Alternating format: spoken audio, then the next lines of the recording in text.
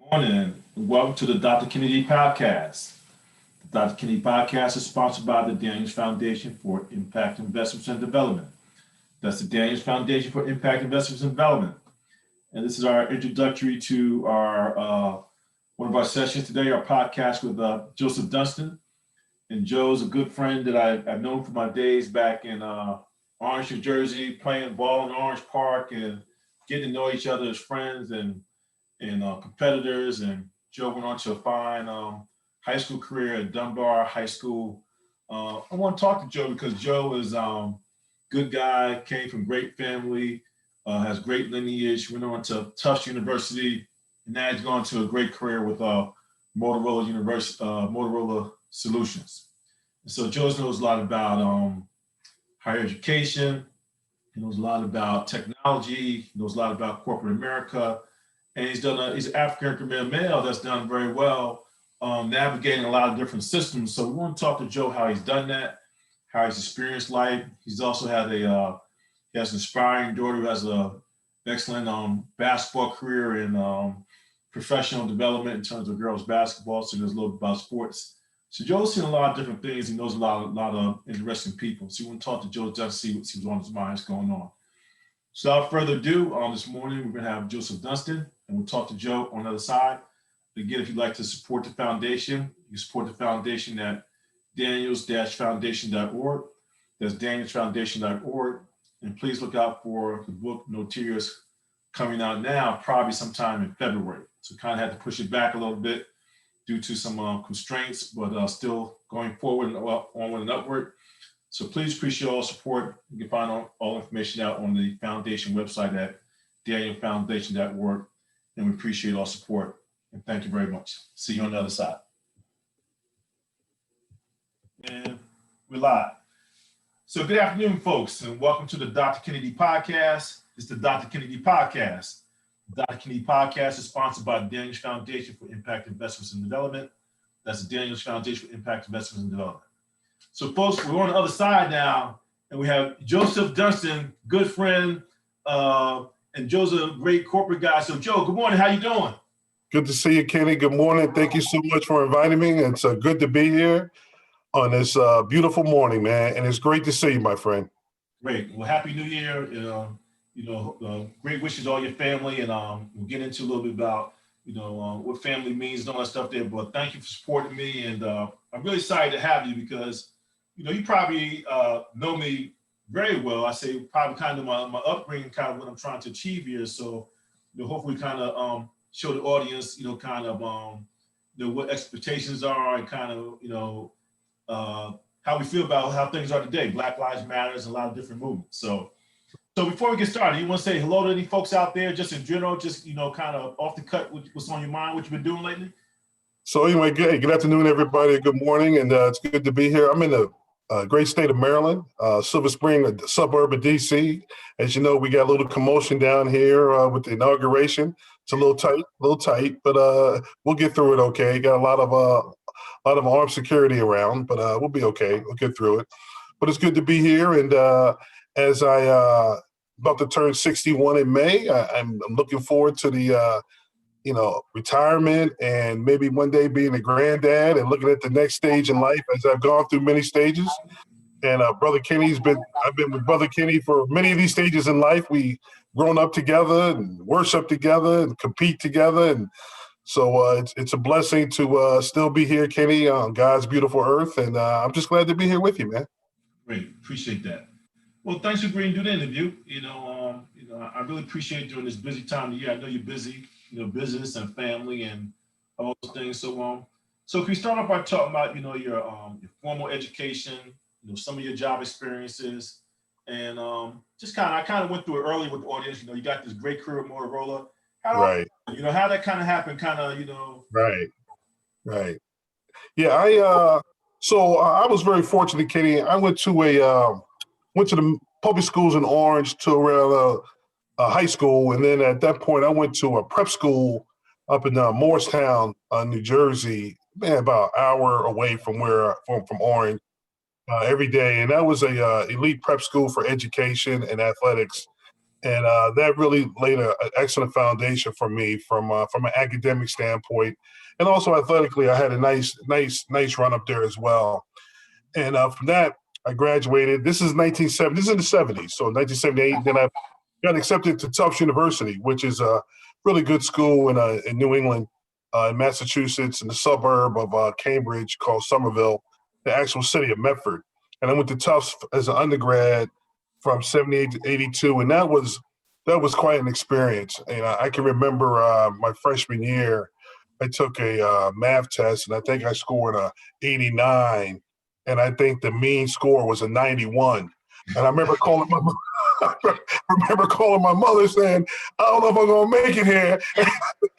this this might, Competition stiff, right? this might be tough.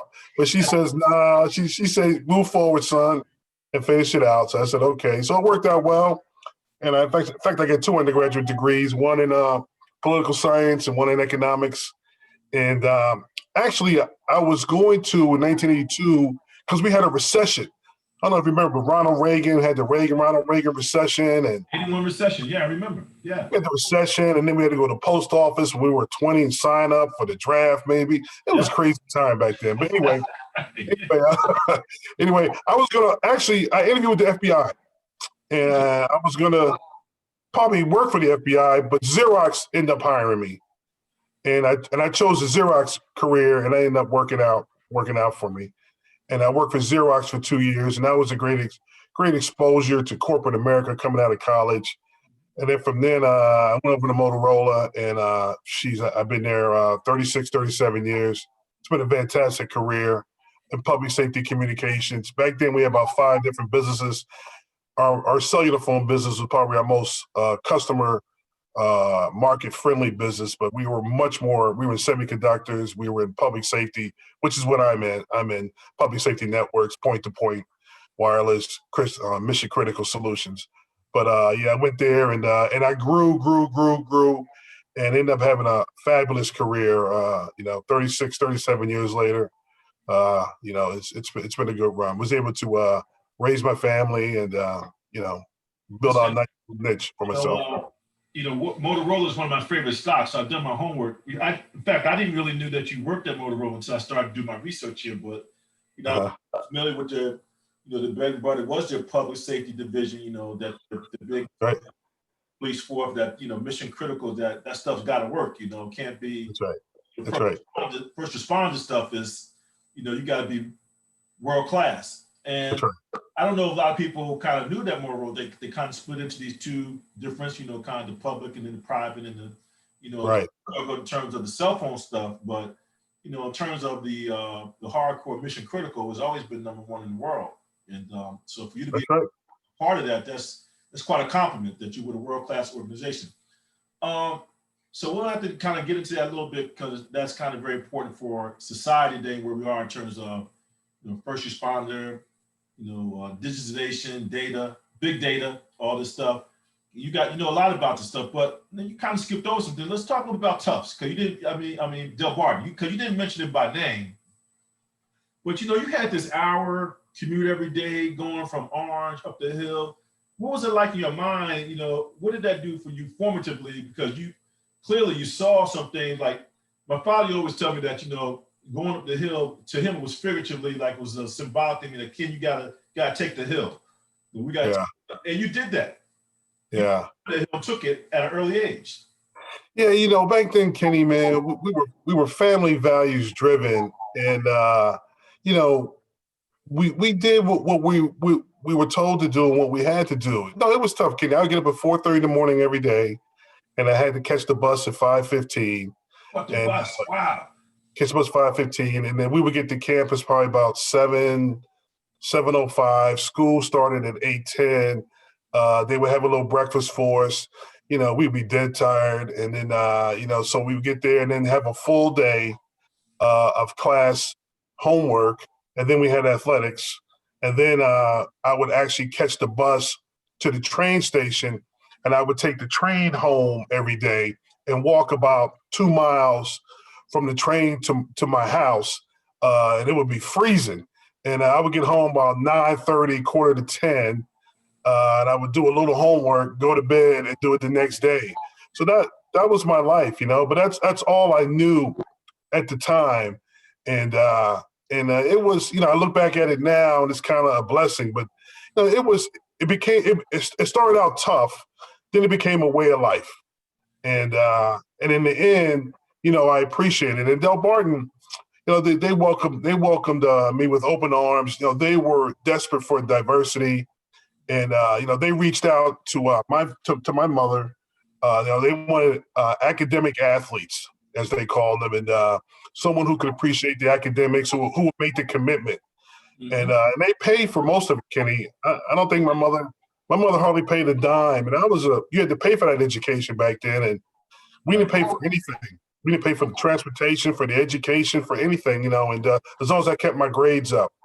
But it was a good experience. It was an eye-opening experience because I was exposed to a whole culture coming from Orange to like Morris County and all the white folks. It was like, wow, and it's a culture shock. It's a culture shock. Culture shock.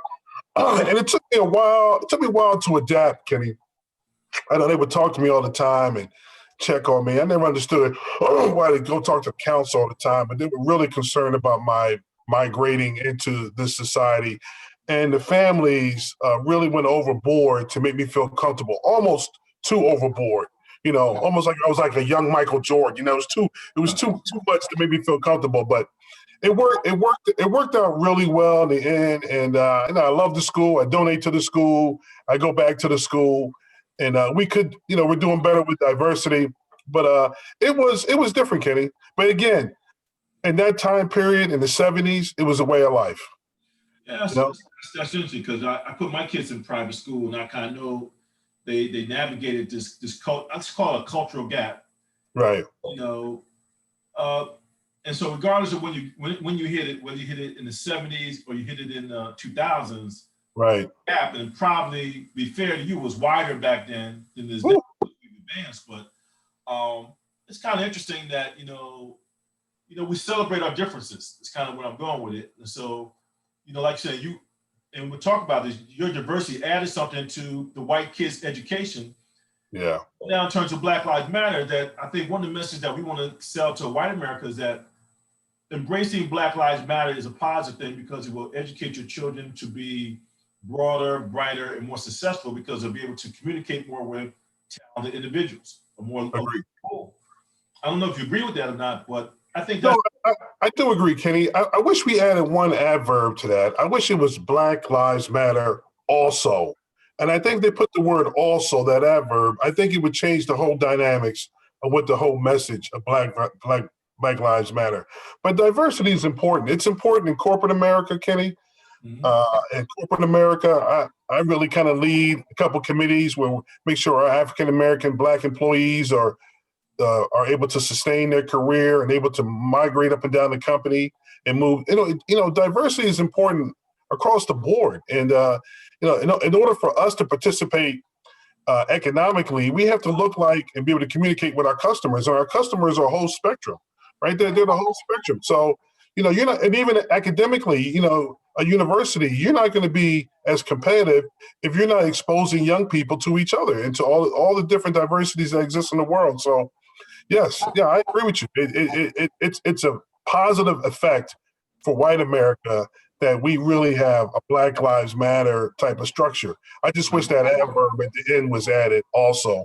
I think that would change the whole dynamics, All right, so let's go back to some of these memories of Orange, because I have some fond memories of Orange Park. We can't let this go. Orange Park and you and Larry Gaunt and and people don't realize that even Rob Cole. We taught Rob Cole. Now he's the kind of this Orange.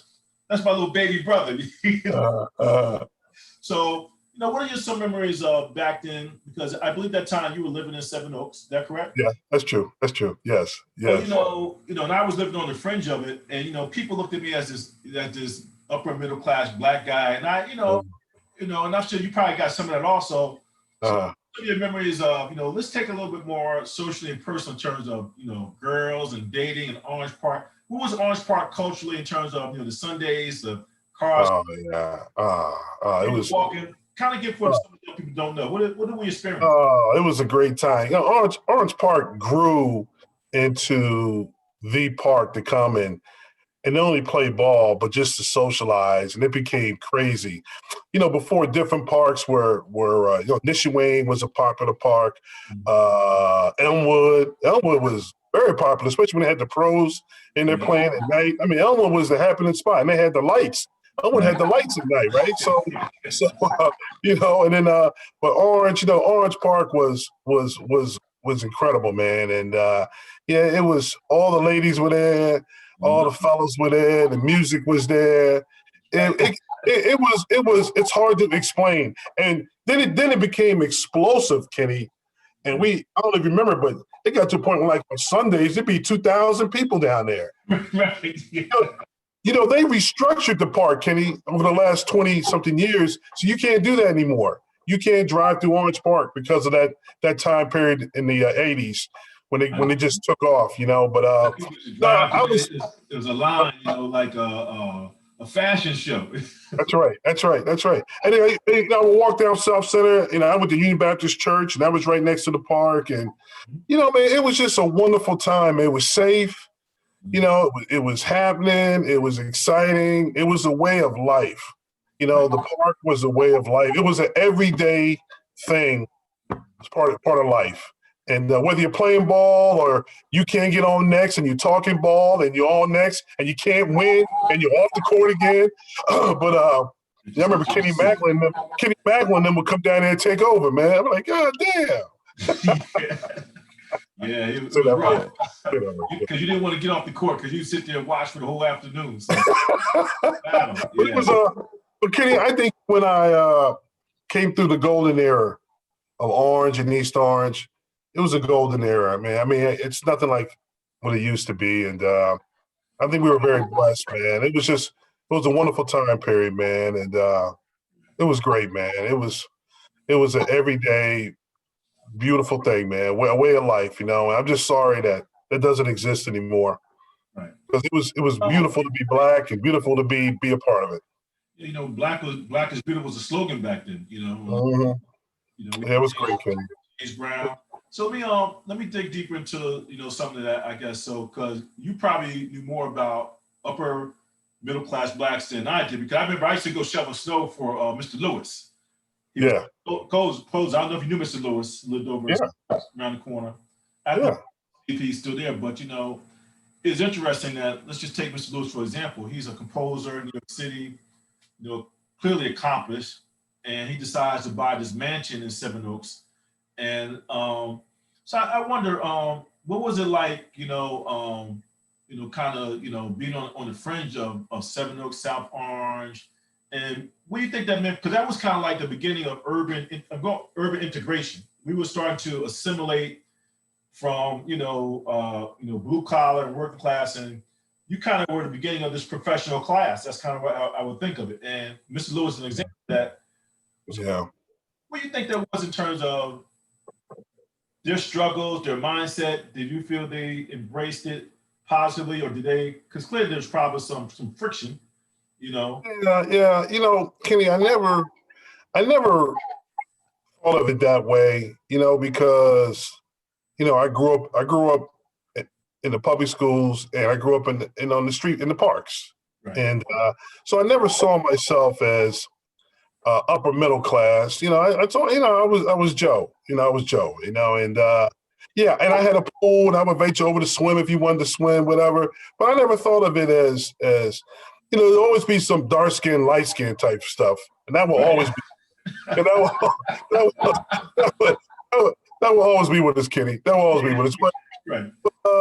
As I look back at it, it was nice, Kenny, and it was sweet. But I never saw myself as saying, I'm upper middle class. No, I was, I was down with everybody, and I knew some of them saw things that way, but I never really played into it. And I went to school way out Morris County. Why you go out there, Joe?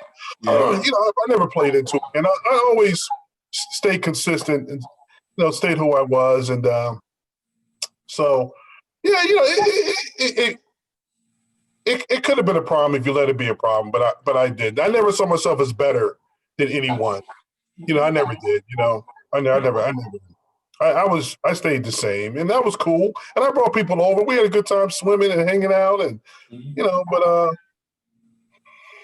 you had to manage it, Kenny. You had to, Yeah, you had to manage it. Yeah, you did. Yeah. had So to manage it. let's jump into some of your let's kind of go through Tufts first because Okay, we majored in similar subject. So I might right. have to economic uh, background here in terms of micro, macro, and That's right. That's right.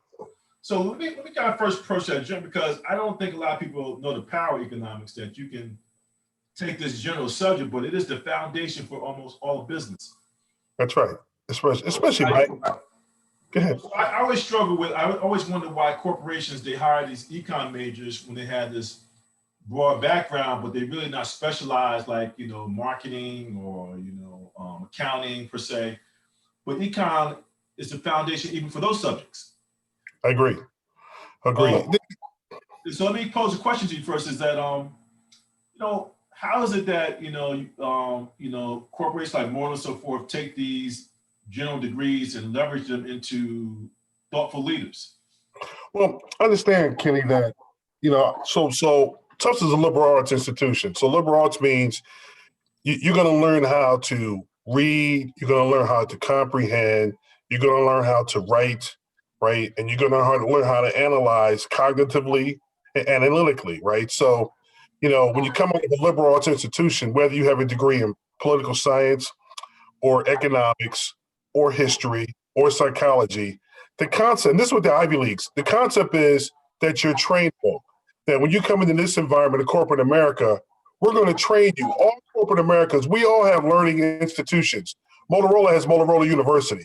So everyone has to be trained over and over again and educated because one thing in corporate America is that consistency is change.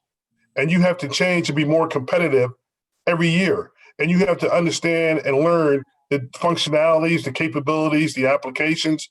So what they bank on, what corporate America banks on is that you have enough of a broad band of an education that you have cognitive skills and you can learn.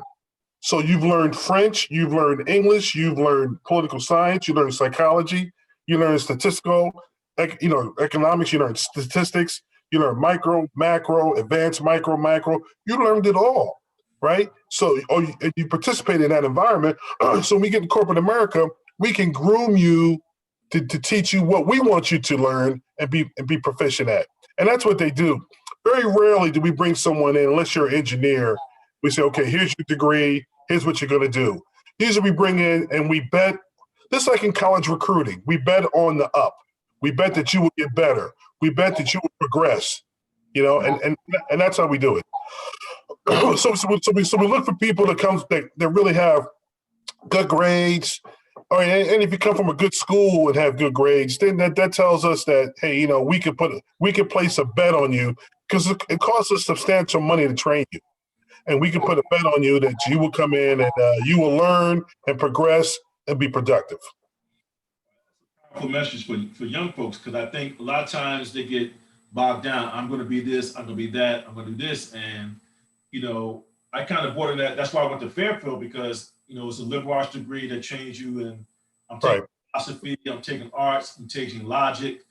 And my friends are like, why are you taking these classes? And those classes have proved so valuable in my career because they taught me how to think on my feet. That's right. To be That's disciplined, right. in the thought process. And my father is one of the, missions of the foundation is that if you can do reading, writing, and math, that's just it. He said, if you can do reading, writing, and math, called the three R's.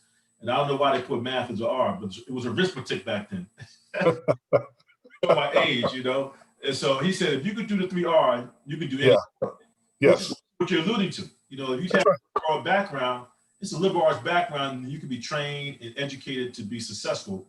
And I think we've gotten away from that a little bit in terms of today's education, that everything is specialized. You do this, you're a graphic artist, or and some of that comes from the just the time frame is just so much. But I think we really need to think of this approach to education about whether it is broad-based or specialized. But let's kind of go this in terms of Black Lives Matters, and so let's go very general. So what do you kind of already alluded to? You wish it was Black Lives Matters also, but where do you see the movement going productively, or is it off base anywhere in terms of its focus? What do you see? What are some of the possible mishaps, and how can we avoid it? Well, I think like in anything, Kenny, you have to progress, right? So you have to have a structure and a plan and a goal that matches what your mission statement is. So we've gone through the protest stage and identification and protest. Now I think we need to have some structured goals. What do we want to achieve? Do we want to achieve access to better education? Do we want to achieve access to more funding for education? Do we want to achieve child care starting at 4 years old? For youngsters in education? Do we want to achieve corporate mobility? Do we want to achieve job training? What is this? What exactly do we want to? What's our goal, and what do we want to achieve, so that we can define, or it can be defined by us and not by other groups as it tends to be defined today.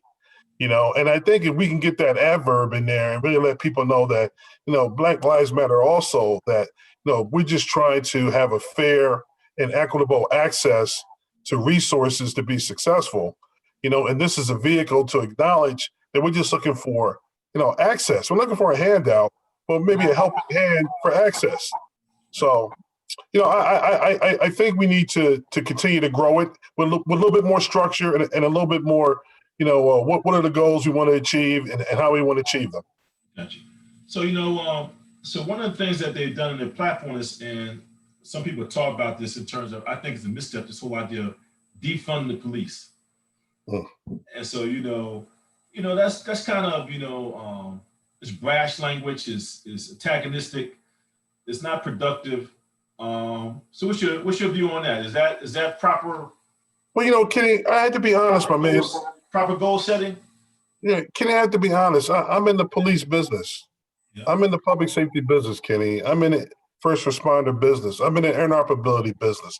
I'm in the dispatch. I'm in the 911 business. I'm in the business of helping people.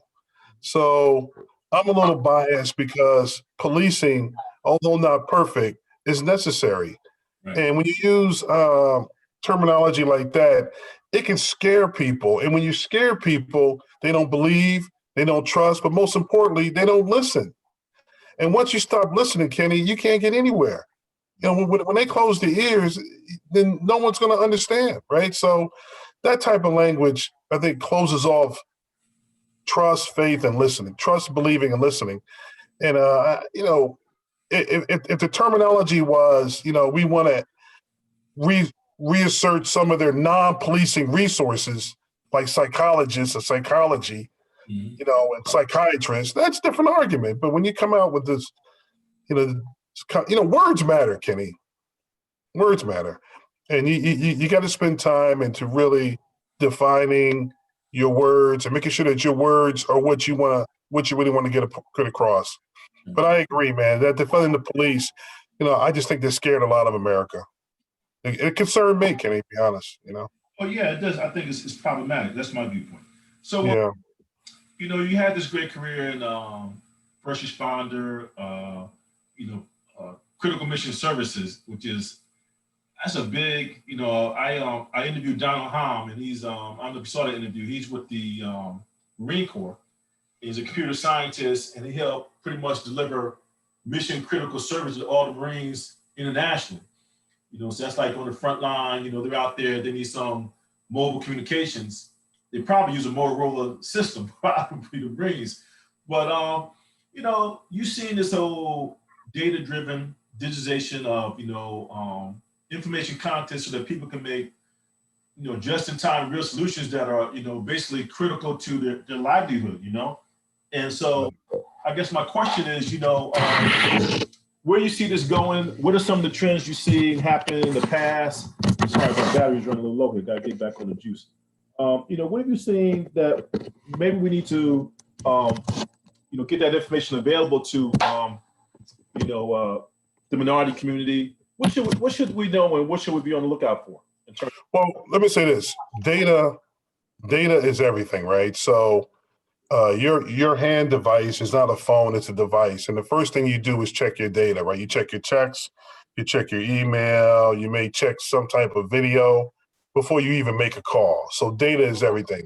So the question is, Kenny, how do we make that data more effective, more proactive?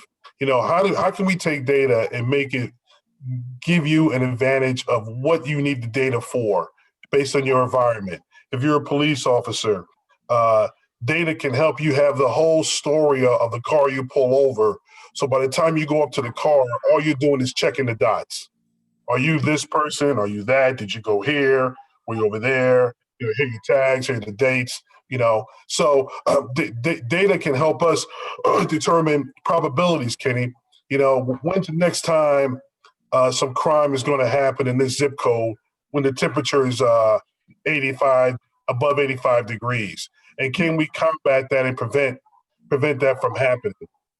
Or when do we have the biggest rush for women about to have children, and what time frame and what zip code and what areas, and should we apply more resources? So data is very powerful, and I think we need to understand the power of data and really learn what technology is all about. And technology really is capturing data, making it more useful, and really understanding the probability of how we can probably foresee what's ahead of us in the future. So, and everything's driven by data now, right? Everybody wants to communicate by data, whether it's Twitter, Facebook. Facebook is all data, right? It's all data, right? And, and video as well. The other thing is, Kenny, is that we need the information at the time we need it, and that's mission critical. And that's where video comes in along with data, so we can actually see what's going on real time, and we can make we can make decisions. One of the problems we have, Kenny, in public safety is that the E911 system is from the 50s, and it's got to be corrected because someone will call 911 and make an incorrect assumption, right? Here's a young black kid with a gun, okay? And that will be transmitted to the field, and it's incorrect. But that has already been established as fact, and it's not fact. And what we need to do is get past that with data and video so that we can make correct determinations of what actually people are responding to, instead of some citizen calling in, giving a wrong interpretation and using that as fact based. So and then we think data and video can overcome this 911 antiquated way we report crime, which is like mostly incorrect information that these officers are running with, and they're making bad decisions. Right. You bring me back. I'm thinking back to my banking career, and I'm going back to the 70s and 80s when we started this whole system overhaul. So we would go from analog to digital, and then to this video graphic system that you're talking about. And the problem there was bandwidth. You only could do so much because you only have bandwidth. And as the internet developed and the bandwidth became wider and wider, you could put more down the pipe. And now you're talking about this whole video graphic system, which requires 5G and probably 6G and 7G. And it's probably interesting. It'd be interesting to get into the technical aspects of this, but I guess my question is, you mentioned a lot of words that, let's say I were to go to a high school group and start talking about data and probabilities. It's on the assumption that they have a certain level of understanding of this concept. So That's true. Best way of because let's face it, even at these days, younger people are interfacing with these ideas, concepts, and systems earlier and earlier. So what's the best way to educate our youth in these areas in terms of what is data, probability, stats? Yeah. It's funny. The young people understand the applications. They're excellent applications. They can get on the phone and do all the apps, man. All the data apps. They're magnificent. But from a technical standpoint, that's a good point, Kenny. Man, I guess that's gonna take some thought, Kenny. How can we transfer that over so they understand the technical side of data, video, and how it's really used from a society standpoint? Yeah, Mm, think about it because that's it's interesting because I remember back at the bank that they were going this thing that of course it's a bank account, all the visual things that would be pretty helpful. You like to see what the customer looks like. You know what you could. They were documenting all these documents. What is your monthly statement? Now you can get your monthly statement in the PDF. Now you can get your account in terms of, and it's still an issue I find with some of these systems. And I'm just using banking as an example, but I'm pretty sure it's very similar to the example that you're getting. That I work with TD Ameritrade, and sometimes on the weekend I make a transaction, and it's not updated in real time. It's not updated until Monday or Tuesday. The system, I guess, goes through some reconciliation process, and it finally catches up. And of course, they catch me because I don't have that much money. So they definitely take my balance down, but it's higher than what it is for a period. I exploit it. It's arbitrage. so, that's good. so these kind of what you're talking about is like a data arbitrage system here, and there are people that exploit that because if you're a criminal, right? That's right. Very sophisticated criminal. If you know that if you do a crime and they can't actually physically report you for minutes, that's escape time. And so, Yeah. how is it that this kind of leads to this whole thing of regulation? What's the role of government in this to actually say that it's important that we invest in this so that we get things right? Well, Kenny, the government's kind of ahead of everybody about 20 years. I mean, we kind of track you on a daily basis. If you have a cell phone, an ATM card, and you're a normal citizen making basic stops, we take your picture about 6, 7 times a day. You don't even know it. You go into a hotel, you go into a restaurant, we take your picture, you get gas, we take your picture, you can pull money out of ATM, we're tracking you, taking your picture, and your phone's a tracking device. So technology is really kind of way ahead of it as far as the citizens. I don't think the citizens really realize how, we can really sit down and track you 5 years every day, mostly where you've been and what you're doing, and but I think that you know um I, I would say probably government needs to probably bring citizens, people into more as partners in helping them understand the value of data and how data is used, and how data can help protect your life and keep your life secure and honest. But data and video, man, it's a way of American life, and Americans don't realize how dominant it is in their lives in this country, man. You go to the airport. I mean, we take your picture all the time, Kenny. We track you all the time. Just like this incident down here at the Capitol. One of the things FBI did, was they went to the repeater tower and pulled off all the pings, and they can identify all the phones that hit the pings from that geographical area. So now they got everybody who pulled up their cell phone and took a picture. They got your name. They got you. They got you. Oh, they got you. All they're doing now is putting the puzzle together. Were you there? Where did you leave? Where did you stop? Where did you eat? When did you park? And when did you get to the Capitol? And they're going to be FBI, open the door. All right, it's done. Technology, it's done. If they pulled their cell phone up, ball game. Okay, it's done. It's done. There was a lot of phones out taking pictures. Oh, it's done, Kenny. They don't understand. They don't understand. It's ball game, man. Yeah. So Yeah, that was crazy. We'll have to come back. Let's keep on this whole government route because I think government technology. I mean, the internet is a beautiful thing, but just this viewpoint of now the question is about reparations. It ties back to you mentioned education. So what's your feeling on reparations? Because this whole idea of social injustice.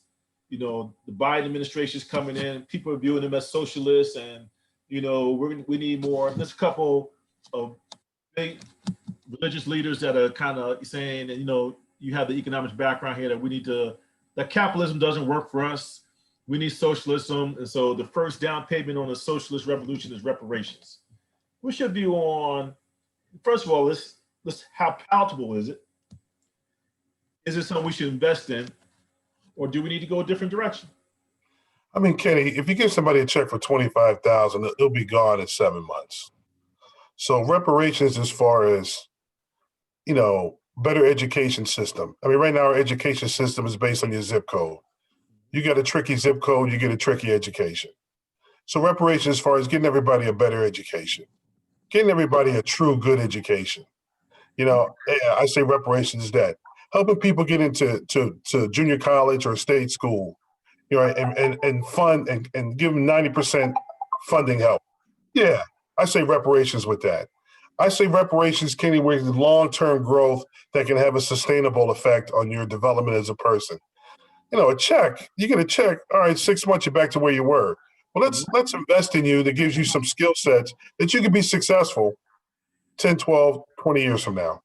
So that's my point of view, Kenny.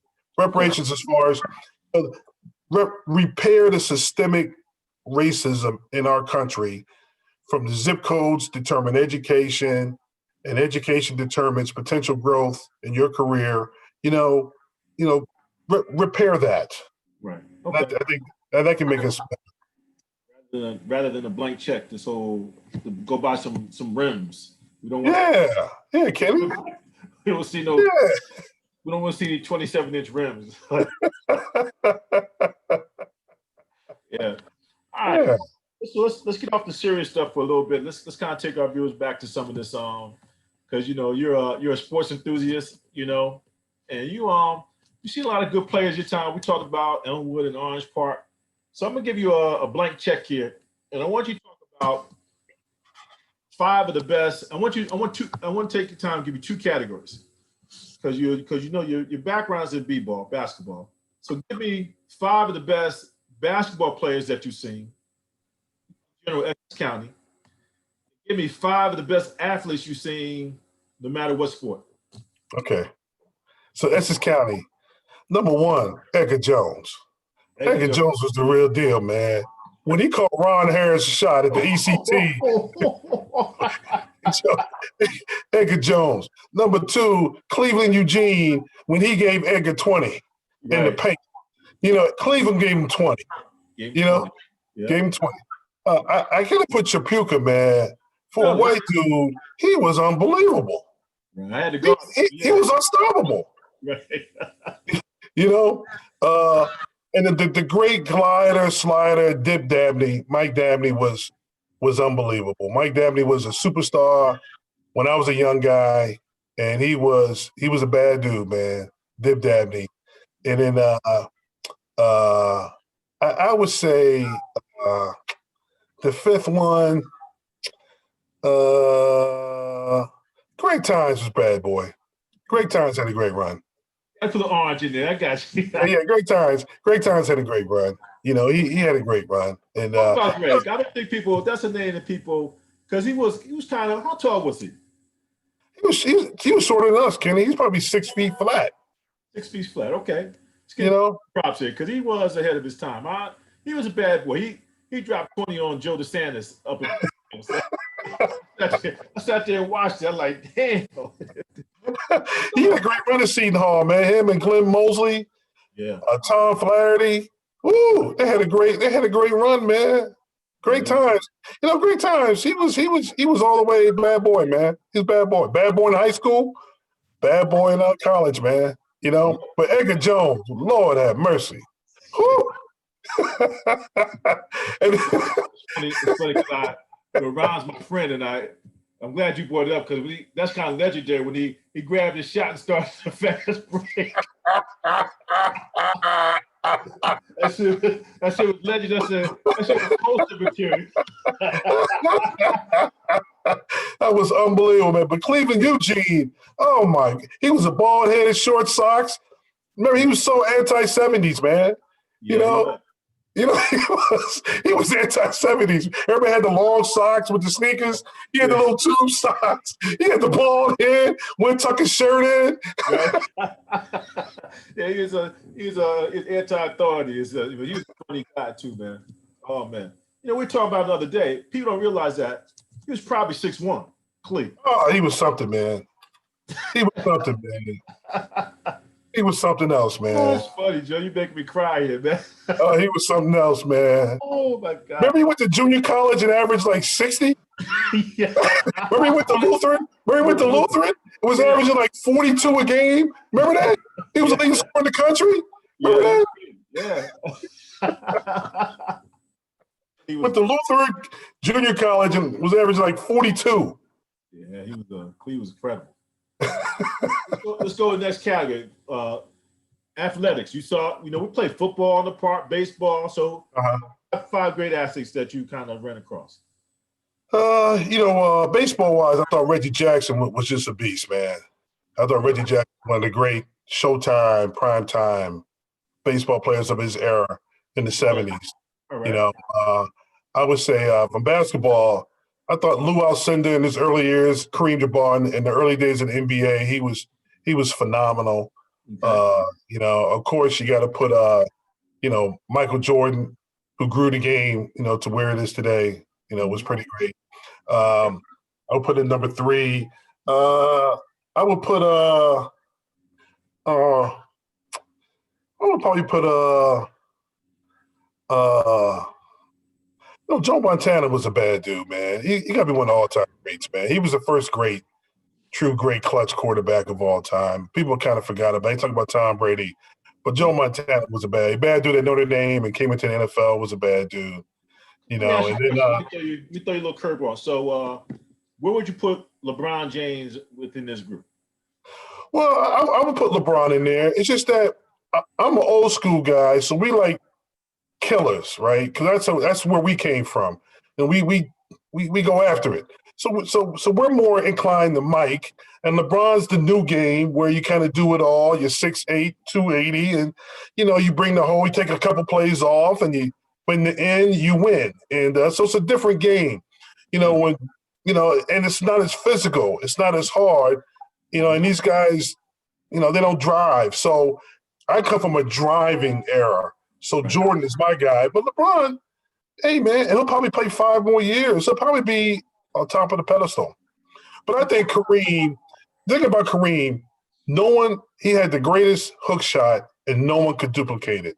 The most unstoppable shot in the history of ball, and no one can duplicate it. Maybe Magic Johnson was about the only one, maybe. But you got to give Kareem a lot of props, man. Okay. 2 more. Give me 2 more. Let me see. Well, you got to give Michael Phelps credit, the greatest swimmer of all time, and 4 Olympics, right? Got to give him credit. And the baddest woman track star of all time. I got to put a woman in there, FloJo. Got to put her in there. Okay. All right. Now, I'm glad you jumped to women's sports and athletics because, I have one of the things I want to do my foundation is trying to support some girls basketball. Mm-hmm. I don't know if our viewers know, but you had I believe 3 daughters, right? Yeah, 3 daughters. And so you have a little exposure to women's sports. So give us your viewpoint on, the state of women's sports and women's basketball and, what you think of the WNBA, that kind of stuff. Yeah, so I'm big in women's sports. I'm a women's sports fanatic. All right. And I watch women's sports before men's sports because I'm a dad, but I tell people you got to have the eye for it. And once you get the eye for it, you appreciate the game because it's the game you and I played, Kenny, 40 years ago, 50 years ago. Passing, moving without the ball. It's the game you and I played, Kenny. Before Dr. J became Dr. J, it was the game you and I played, and so I love women's sports and I'm all about it. And it's becoming it's gotten to the point now where everyone can watch the game because the athleticism and the speed of the ladies is there. And they're about 3 years away from dunking, and once they start dunking, then I think they'll get more and more people in. But now I had a great one with my daughter. She had a great career at Michigan. She was a high school All-American. She was great at high school. And she had to bust her butt in Michigan, man. It took her about a year and a half to get on the floor all the time. And they put that muscle on her, and she was a monster. You know, it took her about a year to get that weight off her. So talk about Big Ten women's. She's a coach now. She's a college coach now at Drexel University. But talk about Big Ten sports and how competitive it is. What level of dedication did it take for her to get that level? What did it take for her to be successful in Big Ten women's sports? Yeah, so the Big Ten, Kenny, is Big Ten makes the biggest investment into the ladies' sports, into the women's sports. The Big Ten is an educational conference. So the foundation is 16 schools, foundation of education and athletics. So they do revenue sharing, but they are so committed to women's sports. It's unbelievable. So, you know, if you have a Division I athlete daughter, you send to a Big Ten, she's going to have a great education. She's going to have a great resources. She's going to have the best doctors, the best practice. She'll have the best gear. She'll have the best of everything. She'll fly private jet and everything. So the Big Ten has made an incredible investment in women's sports. And I can not say enough about the Big Ten and the ladies' sports, whether it's gymnastics or whether it's basketball, field hockey, soccer, Big Ten. And in Michigan, it was just astounding, the resource. I don't know if you've been to Ann Arbor. Incredible what they have up there for their athletes and for the women. Oh, my goodness. Oh, the stadiums. It's unbelievable. Jilly had a life unlike any other. I said, babe, this is about as good as it's going to get. When you graduate from Michigan, babe, it's going to go downhill from here. Ann Arbor's special. So let's so what's your viewpoint on Rutgers trying to compete in the Big Ten? Well, you know, man. For facilities, because Jersey's got to step up now. Yeah. They got to step up. They got to step up.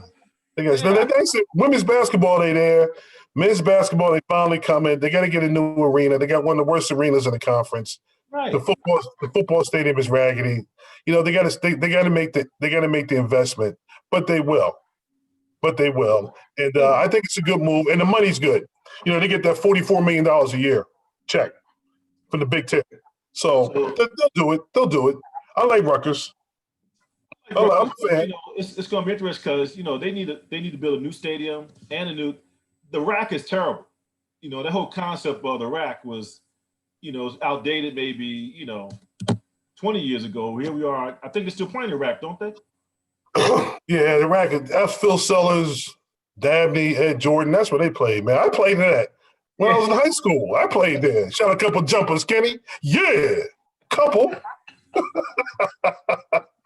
Yeah, they got to get out. They got to. We have to follow Rutgers. It's going to be interesting to follow, you know, because, you know. Hey, Big Ten's a great conference, Kenny. You can't go wrong, though, man. Can't go wrong. Can't go wrong. It's competitive. It's all football. Oh, yeah. It's crazy. I mean, it's just the way it is. But basketball, soccer, they're right there. They're right there. Okay. All right. So, you know, the WNBA has had some problems. And I'm going to get controversial here. Okay. And you know, sometimes viewers like so, you know, and I'm not homophobic, and you know, but what is the issue? And or let's put it this way: what kind of female image should the WNBA promote? What do they promote? And does it matter? You know, Kenny, this is a real sensitive topic, man. And yeah, I know. That's why I pointed it out. Yeah, Kenny, it's real sensitive. We gotta go at it. Kenny, all I'm gonna say is this, man. All I'm gonna say is this. Women's college basketball, my daughter played in front of 19,000, 15,000, 16,000 sellouts. Okay? Sellouts, no problem. Right? WNBA can barely get 4,000. And all I'm saying is that, you know, like FloJo, we enjoyed her femininity and we enjoyed her greatness. And it's nice when you can see femininity and greatness come together. If you look at men's golf, professional golf, cats look great. They're groomed, they're fit, they look great, and they're great golfers, right? Women's college basketball, the young women look fantastic, and they're competitors. 20,000, 18,000 people go nuts, right? Women's golf. They don't, not as, people want to see, people want things to match. Now, I'm going to be careful because I don't want to get my head cut off here. I don't want to get my head cut off. Let me jump in and kind of shoulder some of the responsibility here. So people want to see excellence. Okay? Yes. Excellence comes in all shapes and forms. Right. So I don't think people really care where excellence comes from, long as it's excellence and it's promoted as excellent and the playing field is fair. Yeah. So, I think the question becomes, what's the process? Is everything on the same playing field? What's the selection process? And then, if someone is gay or lesbian, I don't really think people care because the cat is out. I have family members who are. They don't care. They don't care. People don't care, So let's get that clear. I don't think we care. The question is, are we seeing excellence? Like you mentioned, people go to 19 Dallas because it's excellence. Visualizing excellence is easy to see. It's mental. It's physical. It's in the speed of play, But the question with the WNA, and I think this is the issue, is that even the women themselves, they don't stay there for the full season. They go overseas. So yeah. Be in the WA, but then you go over in Europe and finish your career because whatever the reason is. But if I'm only seeing half of the team for half the season, and then let's say so and so goes over to Europe to finish the season because something in Europe is superior to what's here in the USA. Right. So clearly they got some issues to hash out. Is it a money issue? Is it a TV issue? A contract issue? A management issue?